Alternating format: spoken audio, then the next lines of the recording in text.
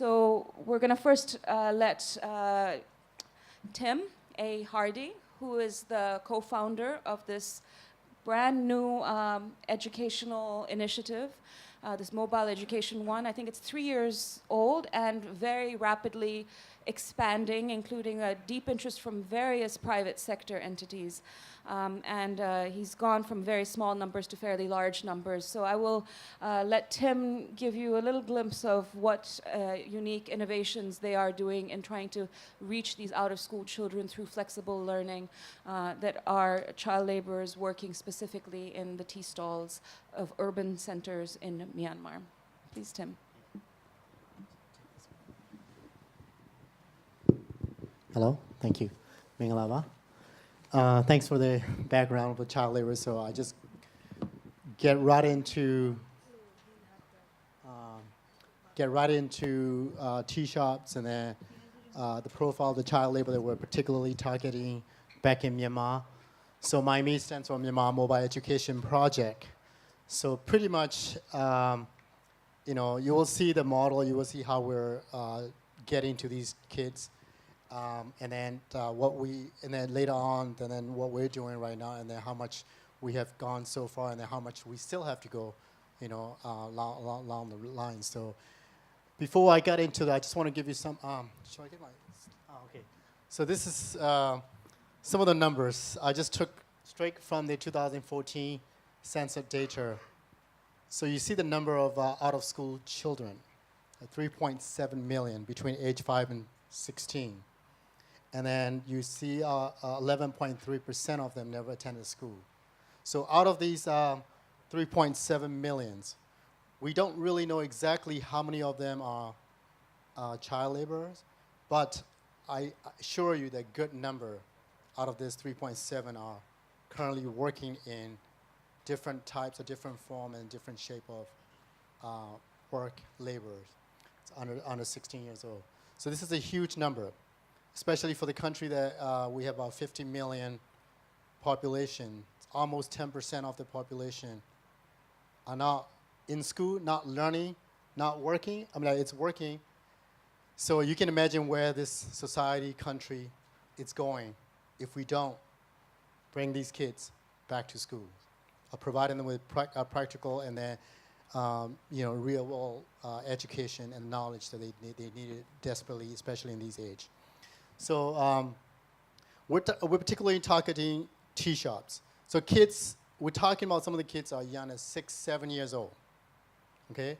And then, from that point on, they've been sent away from their villages. So most of our kids are at tea shops. So tea shop culture is also pretty much widespread in our country. We have over 25,000 tea shops all over the country. So these are not like a mom and pop coffee shop that you've seen in Thailand or in the West. Some of the tea shops, they have about 40, 50 young people, young kids working. So that's the culture that we see right now. So of course, as I mentioned, most of these kids, some of them as young as 6, 7, 8, 9 years old. We currently have about a few kids who are about 9, 10 years old in our program right now. So the problem of the child labor in Myanmar, in particular, it's many root causes similar to other country and other environment that you've seen it, experienced it. But two major causes that I can point out to in particular in Myanmar. One is of course the poverty, severe poverty. And the second is a lack of access to education. And then also, as well as the quality of education itself is also, it's a factor in this particular particular case. So poverty is everywhere. It's one of the poorest countries in Southeast Asia, right?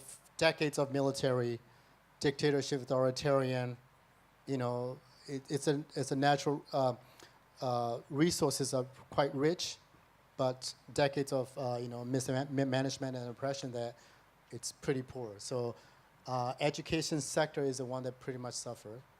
And then people are pretty much struggling to make $1, $2 a day.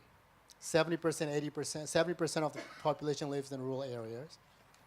So where most of these areas have primary schools, monastic schools. After that, you need to probably send your kids like an hour, 2 hours away to continue to secondary education. So that's another one of the major problems. And then the first one mentioned about poverty. So parents are poor. They try to provide basic needs for their kids, but they can't because they have many kids, no work. So what they have to do is like most of the time after the primary, or some of them don't even finish primary school, and then they just sent to nearby cities where they work at the tea shops, domestic workers, selling flowers on the streets. Everywhere you go, you will see kids working in Myanmar. It's quite pervasive, as you mentioned, widespread, and some point it's culturally accepted. No one really thinks there's anything wrong with these kids working, because everybody's poor anyway. We have to struggle. We have to find, food. So even though you're 7, 8 years old, here's some flowers, here's some stuff to sell. Go sit on the corner and then make some money, even like $1 a day, which helps. So that's how we have that many kids working all over. When I was born and raised in Myanmar. I left this country in 1989. At that time, we don't really see a lot of kids working. But now, the decades of military, and there's a lot of policies issues, land issues, that pushing farmers off their land, that they used to own these lands. Now these farmers are no longer owners of their own lands. They're working for some other people that they cannot make enough money to provide basic needs for their families. So that's one of the decades of failures of these policies that pushing these farmers and the parents off their lands. That they ended up sending their kids to nearby cities to work. You see some of the pictures, schools. These are the pretty much typical primary schools that you will find in these rural areas and the villages. And then we're not even talking about quality of teachings and the school supplies, and most of them can't even make it to the school on time. Sometimes they go to school for like 6, 7 months before the exam, before they're before they're about to jump onto the next level. The parents come and take them away because the harvest time has come. They need kids to work in their fields, in the paddy fields and rice field, that sort of thing. So some kids repeat like 2nd or 3rd grade for like 2 to 3 years.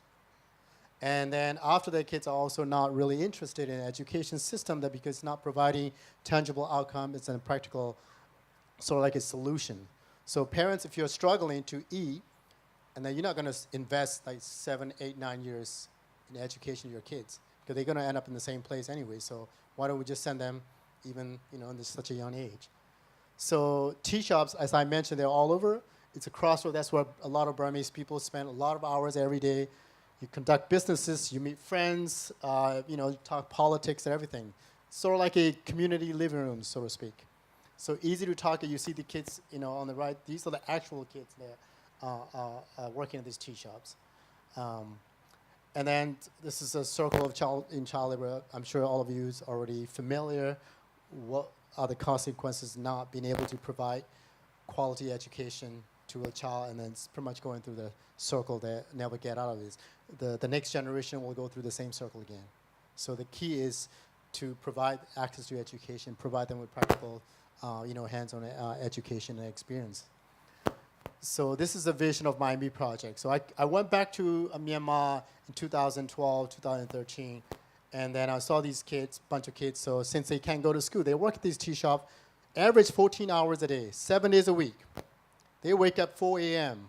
They go to sleep like 10, 11 when the shops are closed. So the issue, challenge, you name it, everything. So in order for us to set up a tea shop class, we need to convince the owner to allow us to come and provide this 2 hours education a day to their kids without any cost to them, right? So since they can't go to school, what we ended up taking these buses, use old beat up buses, and we converted them into classrooms. We negotiate with the tea shops, the owners, and then restaurants owners, and then we go there on their break times. These kids come to our buses to study only on their break time, sometimes when the shops are closed. We get only an hour and a half, 2 hours a day. And then we have certain NFE programs. The idea is provide them with basic skills, critical thinking, problem solving skills, and also basic literacy and then vocational skills, so that these kids can gain practical knowledge, experience, and then hopefully better job, better pay, and then better life. So that's what we're doing right now. We currently have about 1,000 plus students from 36 tea shops in 2 cities, Yangon and Mandalay. Some places, some tea shops, they close around 6 or 7 p.m. We're able to negotiate with the owners, so they allow us to conduct classes at their tea shops. So that case, we don't really need to use a bus. Some tea shops are open 24 hours. They come to our buses, and then sometimes we pick them up along the way to different tea shops, and then we conduct our classes at the end of the last tea shop. So it's quite rewarding, and at the same time, you see the real impact of child labor and the kids. Kids are so hungry for education. Some of them cry in the first day, because I remember 12, 13 years old, kids, they just kicked out of school by their own parents, because they have younger kids coming up, right? Their turn is done. Even 3rd or 4th grade, you already know how to read and write. All right, go out there and find a job. Now it's time for your younger brother and sister. And then some of them just freshly arrived to these tea shops. When we showed up, they're like, wow, you can see tears in their eyes, because they never thought that they'll be able to go back to school. They thought this is it for them. So it's you can see how sort of emotional sometimes for us to be, doing this project. Some of them are quite young, you can see from there. So now we set it up. These are a 40, 50 years old buses on the right-hand side. So we just put out these desks and chairs, and also a projector. We try to use tablets with some games to engage them, because these kids have been working since 4 a.m. By the time they got to our classroom, they were pretty much worn out. 10, 12 hours work already on their own feet, nonstop. And the tea shop environment is very much unhealthy, especially for the adults. You can imagine all kinds of, abuses in terms of verbal abuses are quite common there, right? And then these kids are there to serve. And then the owners are pretty much constantly watching them, make sure they're just working all the time. So in that sort of environment, we need to figure out the best way, and then more engaging, fun, and then for them to also want to come to our buses, because these kids are away from their family. Their families are pretty much in the rural areas and the remote areas. And then these kids make probably about $1 a day, 20, 30,000 jets, which is about $20, $30 a month. All of them is sent back to the villages, the families. So these kids are pretty much provided with food and then place to sleep. A place to sleep means some tea shop pretty much on the floor, and then sometimes they put together these tables when the shops are closed, and they sleep on those tables, sometimes under the tables. So this is what we're providing right now to these kids. So we break it up into different levels. We provide assessments, pre-assessments. Kids have never been to school, and been out of school for many years. We put them in the beginner level, pretty much basic literacy, numeracy, Burmese, math, and English, just basic. And then level 1 is there where we provide life skills, critical thinking skill, problem solving skills. We also provide basic English. What we do is we translated their menu into English, and we teach English through the translated menu items. So a lot more engaging for them, a lot more practical for them, and then also tea shop owners also getting benefits. So we have to sort of approach these owners in the way that we're training their employees, young employees, how to become more, how to be able to communicate, better communicators with the customers, be able to, speak, and then a lot of skill that they don't have, because they just came straight from the villages. And then villages, you can see, they're not being exposed to a lot of common things, and then things that we sometimes take it for granted. So at the end, we provide vocational training, and then we have partners that ready to hire these kids that are coming out of our program. So entire thing's going to be about 6 months for each level. So we currently have kids going through the vocational training right now. This is the opportunity for them that I never really imagined before. We see the teashop kids in Myanmar, in Myanmar, they're learning computers. While they're working at the tea shops, working with these, like tablets, and then engaging with outside educators.